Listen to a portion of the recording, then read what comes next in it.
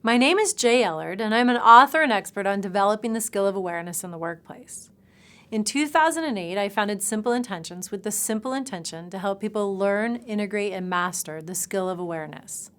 Since then, I've had the amazing opportunity to speak on the topic to thousands of people in over 50 countries. A theme I have noticed in my teaching is people are afraid to take risks at work.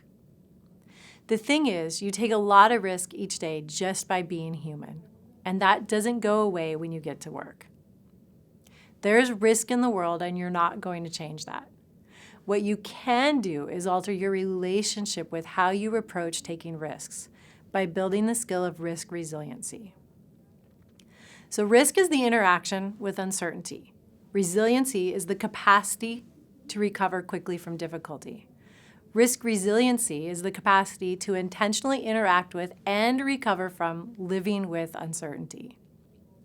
Developing this skill involves two factors: the ability to have awareness around risks you are facing, followed by the ability to have conversations about it with yourself and others. Most of us are pretty good at seeing the risk.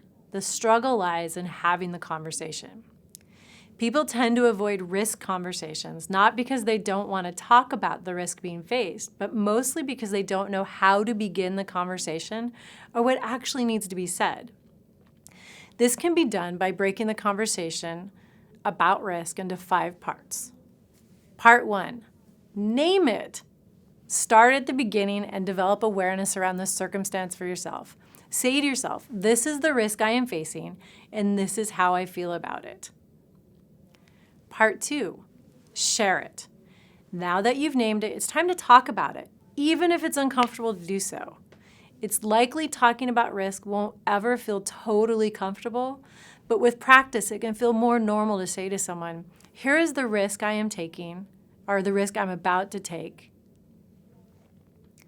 Part 3, set expectations with the necessary people who will be impacted by the risk you are taking. This is where talking about risk gets real, as most times we want to avoid talking about or even acknowledging the possibility that what we are working on might fail. It is when we skip this part and don't talk about it that we stay in fear and become overwhelmed. Part 4, ask for support. What support do you need in taking this risk? Many times we are not clear on the support we need because we get stuck in the fear of failing. By talking about those fears in advance, it becomes easier to understand the support you need to move forward, which might just be someone to listen to you or to be patient with you while you learn something new.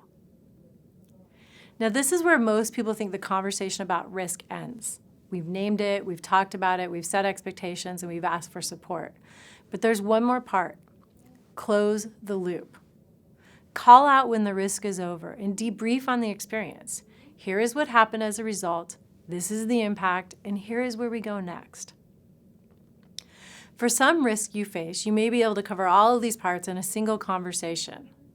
For other higher stake risks, like the ones we face at work, this will likely be many different conversations with many different people.